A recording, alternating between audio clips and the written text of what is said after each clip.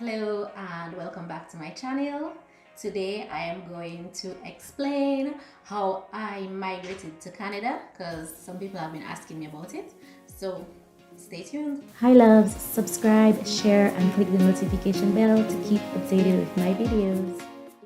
Okay, so first of all the information that I'm going to provide to you in this video you can find on the Government of Canada website. The Government of Canada website is canada.ca. That is truly the only website that you should be looking at for accurate and up-to-date information and your options to immigrate to Canada. When you log into canada.ca, the first thing it will ask you is if you want service in English or French. Select English, I guess.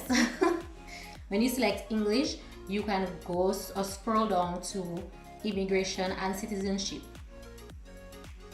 Under Immigration and Citizenship, it will show you all the options that are available for migrating to Canada. So you click Immigrate, and right there it will show you all the options and pathways that are available for migrating to Canada. The path that I used to come to Canada was express entry, but there are several other pathways that you can utilize.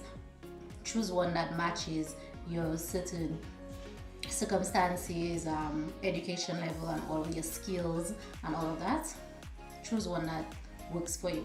To me, express entry was the easiest option. There are also other options as well, which I will speak about in another video. But today I'm going to talk about express entry. Okay, so on the canada.ca website, you can click express entry and it will show you right there all the things that you need.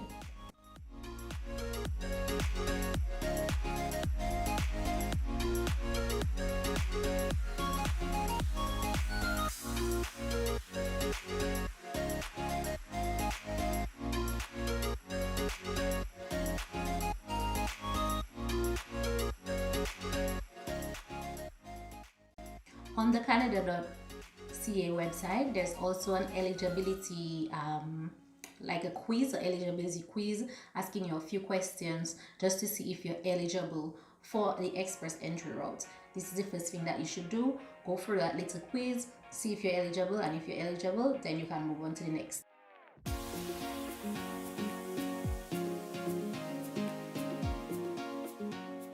Now, just a little disclaimer, from the time that you go on like Google Chrome or whatever browser that you have and search Immigrate to Canada, a lot of different websites are going to come up telling you that they can do assessments for you, they can get you to Canada, do this quick assessment to find out how many points you can get and how soon you can come to Canada.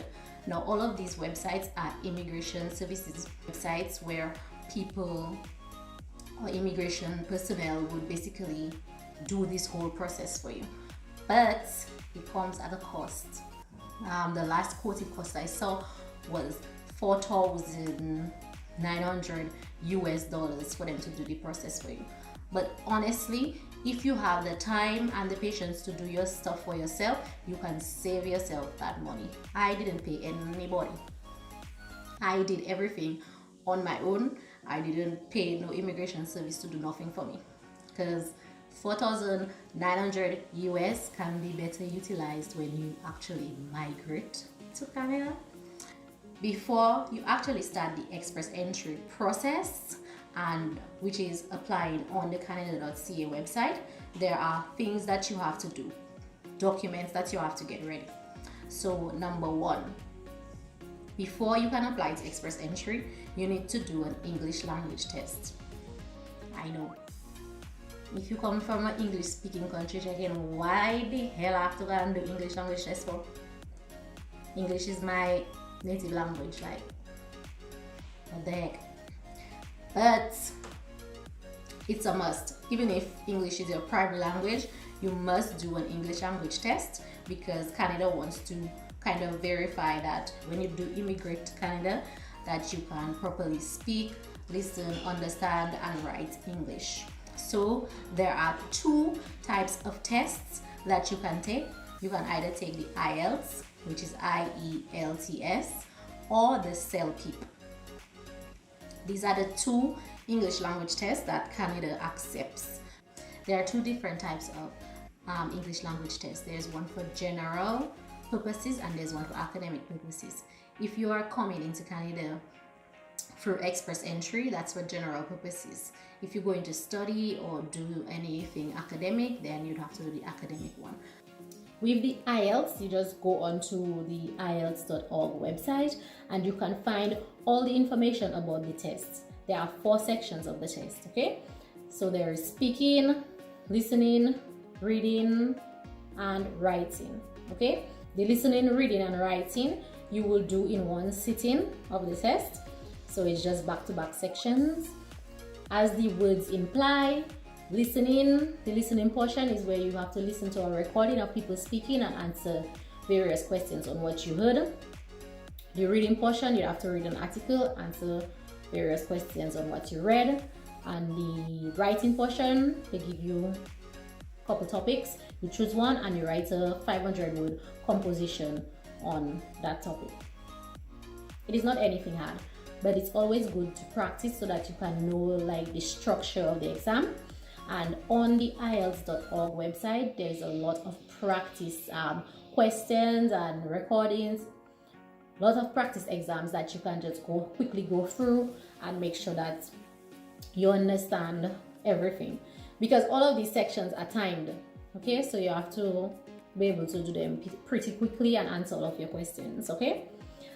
Then you have the speaking portion, which is done separately. In the speaking portion, you will have a conversation with an invigilator. They will ask you a couple of questions, you answer in English, and that's it.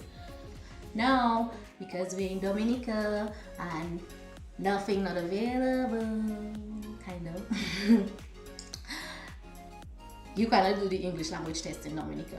The only places in the Caribbean that you can do the English language test, and that is the IELTS. CELPIP is only available in Canada and the US and other places except the Caribbean. But IELTS is actually available in Trinidad, UWI Trinidad, and Jamaica, UWI Jamaica.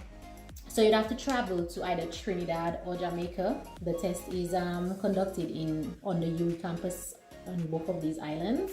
So you'd have to travel to one of these islands to actually do the test in person. And no, the test is not available online. No, they haven't made it available online because of COVID. You have to go in person and do the test, okay? So if you're able to travel, if you're in the Caribbean, I need somewhere to go in the Caribbean. If you're able to travel to Trinidad or Jamaica. If you're not in the Caribbean, you're in luck because there are several locations that you can choose from in the US, in Canada, Brazil, South America, everywhere that you can choose from to actually schedule a test and do your test, okay? But one recommendation that I would give to Dominicans that are going to do the test, with a stock fast, yes? With a stock fast, so always remember to kind of slow down if you're doing it outside of the Caribbean. So for express entry, the second document that you have to get organized is an assessment of your credentials. The credential assessment that you have to do in order for you to migrate to Canada through the express entry pathway is basically an assessment of any degree that was acquired outside of Canada in order to determine the equivalent of that degree on the Canadian education system. Basically, they want to know if your bachelor's that you acquire outside of Canada is the same as a bachelor's that they give in Canada. Okay, that's just basically what it is. In order to get the credential assessment done, there are certain accepted organizations that you can do those with, accepted by the Canadian government, and all of that is on their website as well. I'll put the link below. So you just choose one of those organizations. For example, for me, I chose the University of Toronto. You choose one of those organizations, you sign up on their website to get that credential assessment. It's not free, you have to pay, right? It's usually between between 200 and 250 US, depending on if you want them to like FedEx it back to you, because you need the actual original for you to apply to express entry. So you apply to University of Toronto, for example, to do the credential assessment. You pay your fee. After you pay that fee, you contact your university. So your university where you acquired your degree sends your transcripts directly to whichever organization that you choose to assess your degree. Okay, so when they send that over to them, and all the information that you give them when you sign up to do the credential assessment, for example, with the University of Toronto, I had to provide or upload a copy of my degree, my name, general information, and all of that, and where you want them to send the assessment to you. Okay, so after you do that, you get your university to send your transcripts, and you basically have to wait. It takes about a month for them to do the credential assessment, but given COVID right now and the fact that a lot of people are still working from home, it might take a bit longer than that. Okay, so keep that in mind. But after they assess your degree, they send you a report basically saying that this is your degree, this is the Canadian equivalent where it was assessed. Simple. Let's explain what is proof of funds. Okay, to immigrate to Canada through express entry, you have to prove to the Canadian government that you actually have money to come to Canada and to actually settle properly, because the Canadian government is not going to like give you anything. Like they're not going, if you go for express entry, they're not going to provide you with a job or anything like that. You have to go and look for your job. You have to go around the place. You have to go and do what you have to do, right? They're not going and like give you any handouts or anything like that. Now there are settlement agencies to assist you in like fixing your resume and watching webinars on how Canadian job market is and so on. But besides that, when you get to Canada, you have to do what you have to do. You understand? Alright, so basically you have to prove to them that you have money to come to Canada and settle. If it's just you that is applying, I think you need like to show that you have in your bank account 12,900 Canadian. If it's two people, you need like 16,000 Canadian. You need to show them that you have that money in your bank account through providing them with bank statements when you apply for permanent residency and express entry.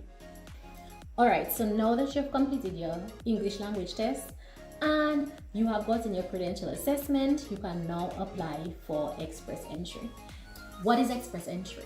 So express entry is basically a pool of all the candidates or all the people in the world that want to immigrate to Canada that are actually taking that pathway, that express entry pathway. So all the people that apply to express entry, they will be given a score, okay? And that score is called the CRS score. So you're given certain amount of points for different elements, okay? For example, based on your education level, you get a certain amount of points. Based on your work experience, you get a certain amount of points. Based on your age, for example, you get a certain amount of points. The younger you are when you apply, the more points you get. And based on your skills, you get a certain amount of points. So after you fill out your express entry application, the system will generate the amount of points that you have and tell you this is your CRS score. When you apply for express entry and they give you the score, or they give you a CRS score, you're put in the pool with all the candidates, okay? And every month, I think it's twice a month, the government of Canada does a draw, what they call a draw. So they'll actually go into that express entry pool with all the candidates and pick those people with the highest scores and ask them to apply for permanent residency to come to Canada. No, not because you have a low score for you to feel defeated, okay? Based on your employment, you can still get through. Canada has several provinces and each province wants different skilled workers. For example, some provinces want welders, some provinces want farmers, some provinces want accountants, some provinces want bookkeepers, people are doing accounting, so other provinces want mechanical engineers. So based on your career, even if you have a low score, based on your career, one of those provinces that want that career that you have to offer can actually nominate you, okay, which I'm going to explain after. So don't feel defeated if you have a low score. Now on the candidate.ca website, you can actually look at previous draws that the government has done to see the minimum points that they have pulled out from the draw. So in each draw, they will have a minimum point benchmark that they're not going to take people below that score, and only people above it that they will take. Okay, so after you get your score and you're put into that pool, you basically just wait for each draw to pass to see if you are called up from that express entry pool. Now let's talk about province nominations. Provincial nomination basically is when a province in Canada sees your information in the express entry pool and decides, I want this individual. They have the skills, job knowledge, and work experience that we need in our province. I want this individual. Okay, so if a province decides that they want to nominate you, then you'd have to go through a whole other process of applying to that province, giving them all your information that you have in your express entry profile, because the provinces cannot see everything that you have in your express entry profile. They can only see the basics, I guess. All right, so if a province nominates you, then you have to apply to that province based on their process, if it's online or if it's through actual forms. Apply to that province, and if they accept your information, then they award you 600 additional points. So if you get 600 additional points, you are sure to get called up to apply for permanent residency, right? Because 600 points is a lot. So 600 points added to what you already have. Let's say, for example, you have 300 points. 600 plus 300, you're up to 900 points, which is the top tier of the people in the pool, right? So just know for sure in the next draw, they're going to ask you to apply for permanent residency if you get a provincial nomination. Now, each provincial nomination process is different. For me, when I applied to express entry, I believe my final score was free. It was free something, I just cannot remember what exactly. And then I got a notification in my account saying that the province of Alberta has nominated me. If I'm willing to accept, you can accept or not, but why the heck not? So I accepted, and then I have to go through a process of applying, like filling out various forms and providing them with various information that they requested, the province of Alberta, and FedExing that to them. So when you FedEx it to them, they assess it. That took about 3 months, 2 to 3 months for them to assess and come back and say, yes, we accept you. And they gave me 600 points in my express entry profile. And in the next draw, I was asked to apply for permanent residency. Okay, so you have been called up from the express entry profile and been asked to apply for permanent residency. You're not done yet. I know it seems like a long process, because it kind of is, but it is still fast at the same time. If you enter the express entry pool and get called up soon and then apply for permanent residency, the process would basically take about a year and a half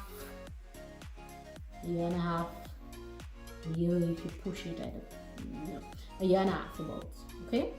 So it's not no like come to Canada quick. You need to do all what you need to do, and it takes about a year and a half. After you get called up from the express entry pool to apply for permanent residency, then you have to go through a process of doing a new application for permanent residency, giving them all of the information that they need, and providing them with all of that. And then after you submit that application, you actually have to wait 6 months for them to assess your application. During that 6 months, they will ask you to do what is called biometrics. Okay, biometrics is basically fingerprinting. No, because we're in Dominica again, we have to travel to actually go and fingerprint. In that case, I had to travel to Barbados. Barbados has a Canadian embassy, as well as St. Lucia has one now, I believe. So you would either have to travel to St. Lucia or Barbados to actually do your biometrics. Okay, and after 6 months, they will tell you you're permanent resident or not. Okay, I think that's all I'm going to do for today. I will have any follow-up videos. I may have any follow-up videos. I think maybe I missed out a couple of things, I'm not sure. But if you have any questions, leave them down in the comment below, and I will be more than willing to answer and assist you. We all gotta help brother and sister out. So yeah, if you have any questions, leave them below. I'll try and answer all of them, or make a new video to answer all of your questions, or whatever needs to be done, I'll get it. Okay, yeah, so thank you for watching. Have a good day. Okay, so this video was basically just a summary explaining express entry. On the screen here I have all the steps involved in express entry. As you can see, it's about a good amount of steps, so I'm going to create some new videos explaining each step separately so that everyone will fully understand. Yeah, see you guys.